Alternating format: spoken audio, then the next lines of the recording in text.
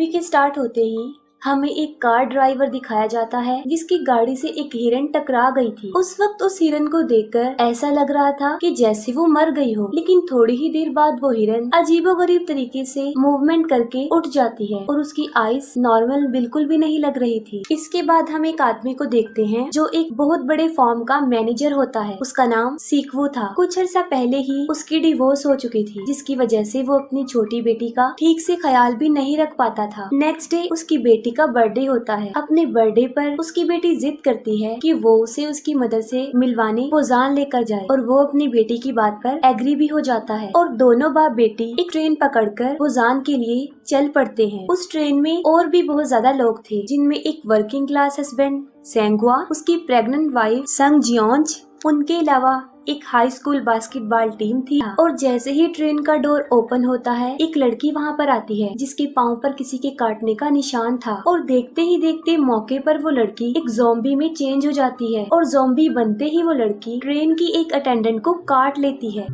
उसके काटते ही वो अटेंडेंट भी ज़ॉम्बी में बदल जाती है। बस ऐसा होते ही ये वायरस बहुत तेजी से उस ट्रेन में फैलने लगता है, जिसकी वजह से बहुत से लोग इसकी लपेट में आ जाते हैं। इस ट्रेन में ट्रेवल करने वाले कुछ पैसेंजर्स ट्रेन के उस बॉक्स को जहाँ पर ये इन्फेक्शन फैला था छोड़कर किसी दूसरे बॉक्स में चले जाते हैं और अब वो जिस बॉक्स में जाते हैं वहाँ पर ये ज़ॉम्बी इन्फेक्शन अभी तक नहीं आया था। ट्रेन की न्यूज ब्रॉडकास्ट में बताया जाता है कि ये ज़ॉम्बी इन्फेक्शन न सिर्फ उस ट्रेन में बल्कि पूरी कंट्री में फैल चुका है और मैक्सिमम लोग इसकी लपेट में आ चुके हैं। और जब ये ट्रेन किसी दूसरे स्टेशन पर जाकर रुकती है तो सारे पैसेंजर्स सिटी की तरफ भागते हैं, लेकिन बाहर निकलकर वो अपने इर्द गिर्द देखते हैं कि यहाँ तो पहले ही वो ज़ॉम्बी इन्फेक्शन बुरी तरह फैला हुआ है, जिसकी वजह से वो वापस ट्रेन की तरफ भागते हैं। ट्रेन में बैठने की भगदड़ में लोग अलग अलग डब्बों में बैठ जाते हैं। तब ट्रेन का कंडक्टर इस ट्रेन को पोजान की तरफ ले जाने का सोचता है, क्योंकि उसे रिपोर्ट मिली थी कि चंद बचे कुछ शहरों में पोजान भी एक शहर है जहाँ अभी तक ये इन्फेक्शन एंटर नहीं हो सका। सीक्वू, सेंगुआ और यंगगुक ट्रेन में रास्ते ढूंढते हुए बाकी पैसेंजर से भी मिलते हैं और ये 6 के 6 लोग मिलकर ट्रेन के अगले वाले डब्बे में जाने की कोशिश करते हैं। उनकी इस कोशिश में उन्हें बहुत सारे ज़ॉम्बी से बचकर निकलना पड़ता है। अगले वाले डब्बे में और भी बहुत सारे लोग थे जो वहाँ पर सेफ बैठे थे और जब ये 6 लोग बड़ी मुश्किल से किसी तरह उस डब्बे तक पहुँच ही जाते हैं तो सेल्फिश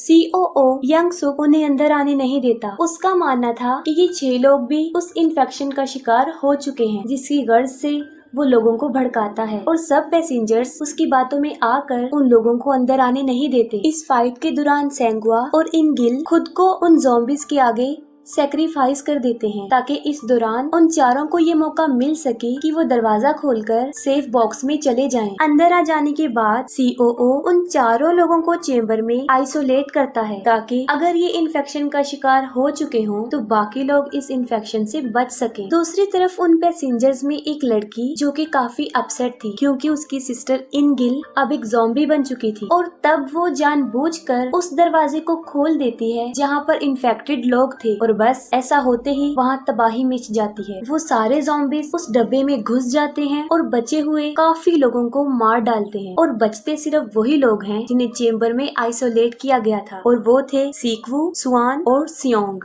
इनके अलावा COO और एक ट्रेन अटेंडेंट खुद को बाथरूम में बंद करके अपनी जान बचा लेते हैं। फिर हम देखते हैं कि इस ट्रेन का रास्ता ब्लॉक हो चुका था, जिसकी वजह ये थी कि उस स्टेशन की पटरियां बंद थी और जैसे ही वो ट्रेन अपने स्टॉप पे रुकती है बचे हुए पैसेंजर्स किसी दूसरी ट्रेन की तलाश में निकल पड़ते हैं और इसी तलाश में वो सब एक दूसरे से बिछड़ जाते हैं। वो COO एक बार फिर से खुदगर्जी का मुजाहिरा करता है। वो अपनी जान ट्रेन अटेंडेंट को उन ज़ॉम्बीज की तरफ धक्का देकर बचाता है, जिससे वो अटेंडेंट की भी मौत हो जाती है और वो सेल्फिश युनसुक बच जाता है। अब यहाँ पर युनसुक वैसे तो बच गया था, लेकिन उसे एक ज़ॉम्बी ने काट लिया था और डेफिनेटली वो खुद भी अब एक ज़ॉम्बी बन चुका था और वो बचे हुए उन लोगों पर अटैक करने कर देता है। सीक्वू ज़ॉम्बी युनसुक से लड़ता है, लेकिन इस फाइट में युनसुक उसे काट लेता है। सीक्वू यहाँ पर समझ जाता है कि अब क्योंकि क्योंकि उस ज़ॉम्बी ने उसे काट लिया है तो अनकरीब वो भी ज़ॉम्बी में बदलने वाला है। ये सोचकर वो अपनी बेटी और सियोंग को इंजन वाले रूम में बंद करता है और जाने से पहले वो अपनी बेटी से अपनी लाइफ के लास्ट वर्ड कहता है। अब जाहिर है सीक्वू ने ज़ॉम्बी बन जाना था, तो जैसे ही वो फुल ज़ॉम्बी बनता है वो ट्रेन से कूद जाता है और यहाँ पर सीक्वू काफी इमोशनल हो जाता है और वो मरते हुए भी उन मोमेंट्स को याद करता है जब उसकी बेटी बिल्कुल छोटी सी थी और उसने उसे अपने हाथों में उठाया था। और अब ट्रेन फाइनली पोजान पहुँच जाती है और तब दो लोग स्वान और सियोंग वहाँ पर उतरते हैं और ये दोनों ही थे जो उस ट्रेन में सरवाइव कर गए थे। वो आगे की तरफ जाते हैं जिसकी दूसरी तरफ कुछ सोल्जर्स थे और ये सोल्जर्स बॉर्डर को ज़ॉम्बी से डिफेंड कर रहे थे और उन दोनों को देखकर वो समझते हैं कि शायद ये दोनों भी ज़ॉम्बीज हैं और बस वो उन दोनों को शूट करने ही वाले होते हैं कि तभी उन्हें स्वान के सॉन्ग की आवाज आती है, जिससे वो समझ जाते हैं कि ये कोई ज़ॉम्बी नहीं बल्कि रियल ह्यूमन सरवाइव है। स्वान वही सॉन्ग गा रही थी जो वो हमेशा से अपने फादर के लिए गाना चाहती थी, लेकिन आज वो अपने फादर की डेथ के बाद उनको याद करके ये गाना गा रही थी। यहीं पर मूवी एंड हो जाती है।